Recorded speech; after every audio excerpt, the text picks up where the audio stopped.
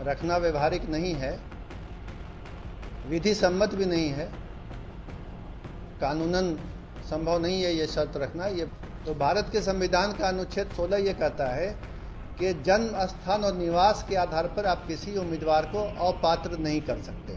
बिहार लोक सेवा आयोग के माध्यम से शिक्षकों की भर्ती या चयन के संबंध में बनाई गई नियमावली और प्रक्रिया के संबंध में है, और उसमें मूल बिंदु जो मुझे आपको स्पष्ट करना है वह मूल बिंदु यह है कि बिहार सरकार ने नियमावली में संशोधन किया है और किसी भी उम्मीदवार को जो शिक्षक के रूप में बिहार लोक सेवा आयोग से चयनित होना चाहता है, उस उम्मीदवार के बिहार राज्य का अस्थायी निवासी होने की शर्त को हटाया गया है।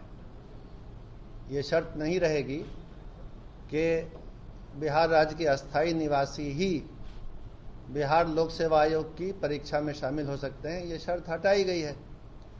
तो ये शर्त क्यों हटाई गई है?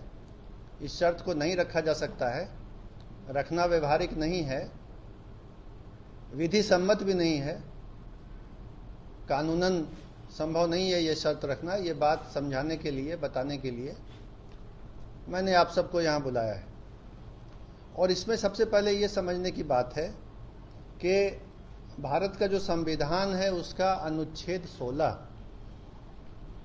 आर्टिकल 16 बिल्कुल स्पष्ट है। आर्टिकल 16 का सब आर्टिकल 2, सब क्लॉज 2, वो ये कहता है, मैं पढ़ के सुना देता हूँ।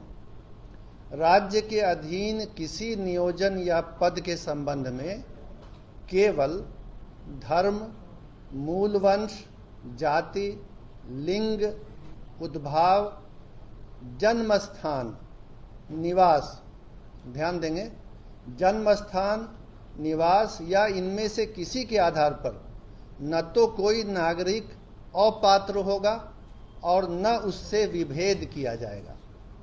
तो भारत के संविधान का अनुच्छेद 16 ये कहता है कि जन्म स्थान और निवास के आधार पर आप किसी उम्मीदवार को अपात्र नहीं कर सकते हैं।